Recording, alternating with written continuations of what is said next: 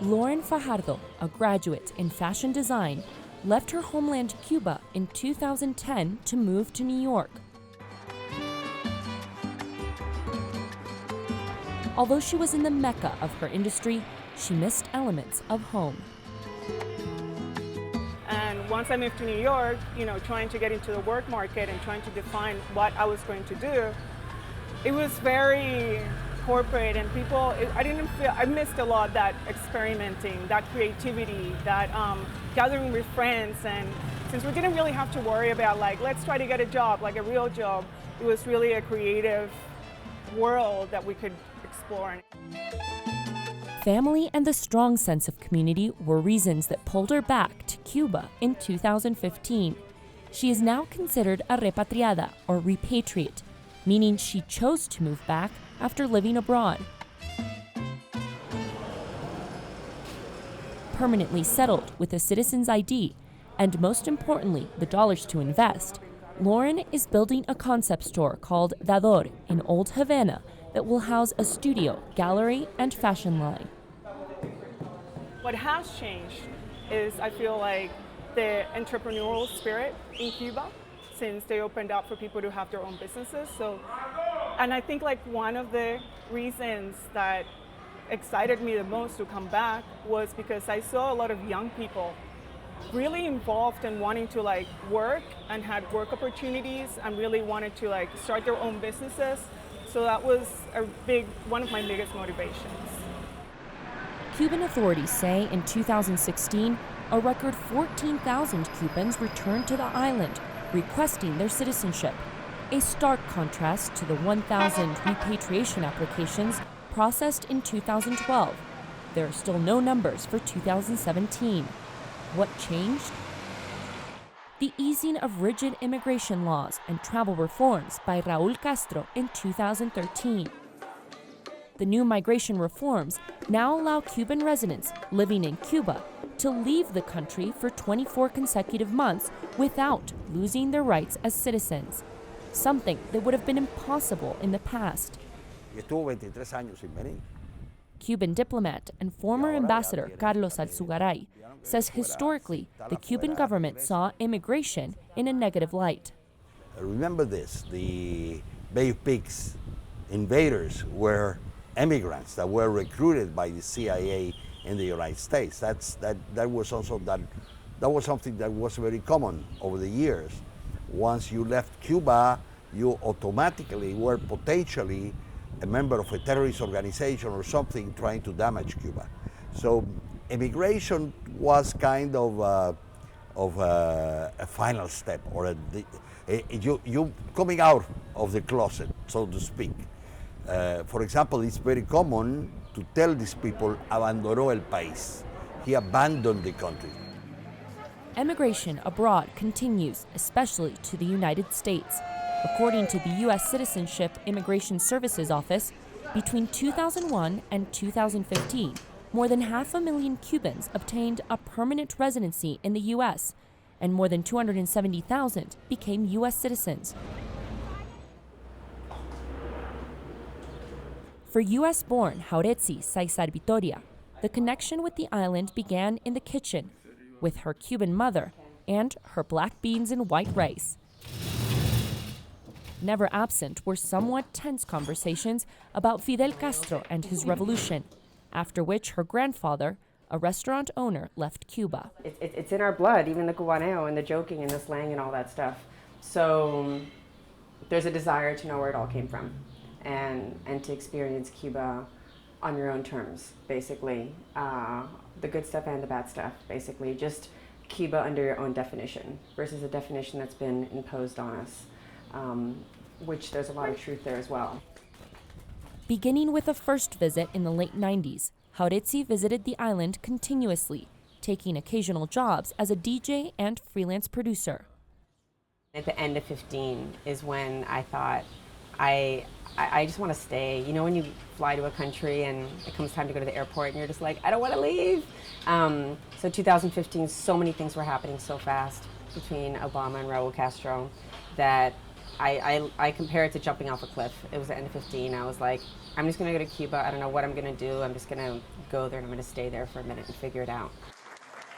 In 2015, the historical decision between the U.S. President Barack Obama and Cuba's Raúl Castro to normalize relations between the two countries propelled a wave of events.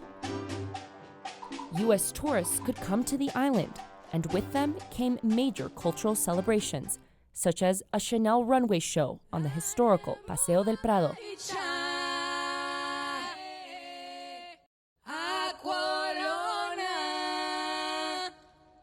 And international artists throwing major free concerts, such as Rolling Stones.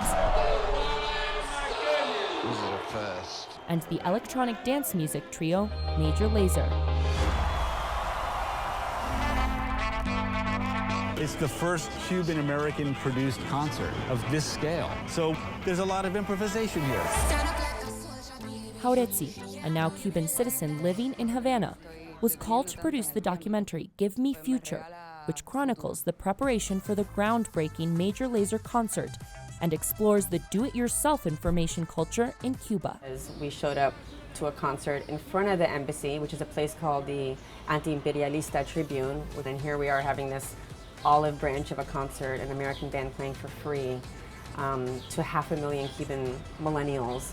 So it was a goosebumps moment, basically. But the whole project, from concert to documentary, hopefully, and this is one of the reasons I feel like I'd like to be here, helps push the perception forward. But in June 2017, it seemed like everything took a step back. Cubans felt that newly inaugurated President Donald Trump was reverting the new U.S.-Cuba relationship started by Barack Obama and Raúl Castro. A lot of my friends, cuentapropistas, business owners, everyone just saw less work. And what I call them pretty much the freelance cuentapropistas, which is if you're a driver, if you're, like a translator or a guide, if you have an Airbnb, if you have a restaurant, all those guys suffer when there's less tourism here. This hasn't deterred her and others to settle on the island, and the fact that they can move in and out of the country with no restrictions is crucial.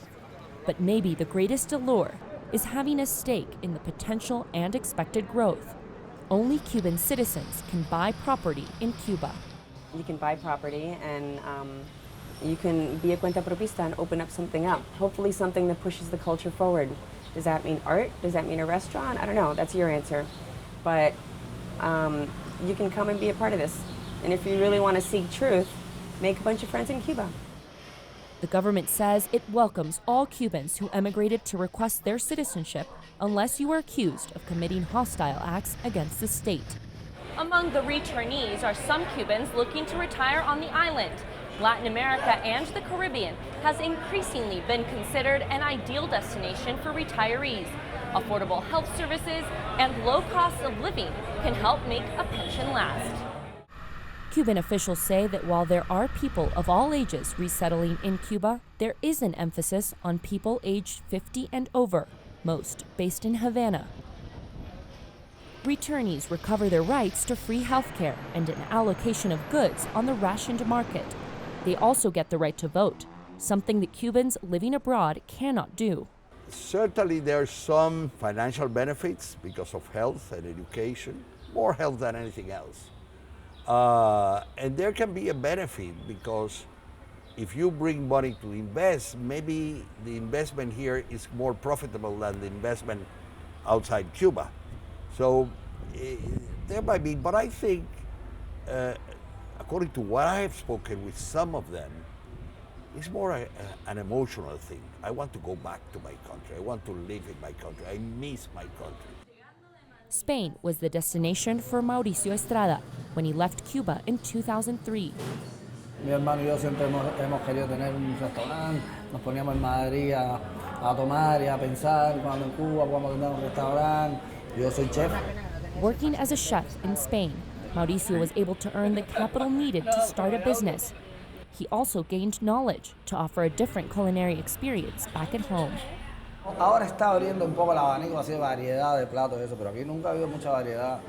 Entonces, debido a esto, pues he tenido la oportunidad de ofertar mucha variedad de platos con los mismos productos que hay aquí, el cerdo, el conejo. The private restaurant business has boomed since he last came. Mauricio decided that Havana's Miramar neighborhood would be the home for his Iberian-themed restaurant called Toros y Tapas.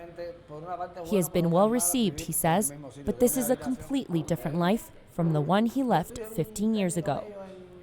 Ahora venir para acá sin conocer a nadie es como irse para un tercer país, ni España ni Cuba, sino otro sitio más. Pues aquí yo llegaba y aquí no conocía a nadie. Ahora es que he empezado a conocer gente por aquí del barrio, pero por esta zona nunca conocía a nadie. Es como llegar a otro país. A country where both returning citizens and those who stayed are trying to build a new reality.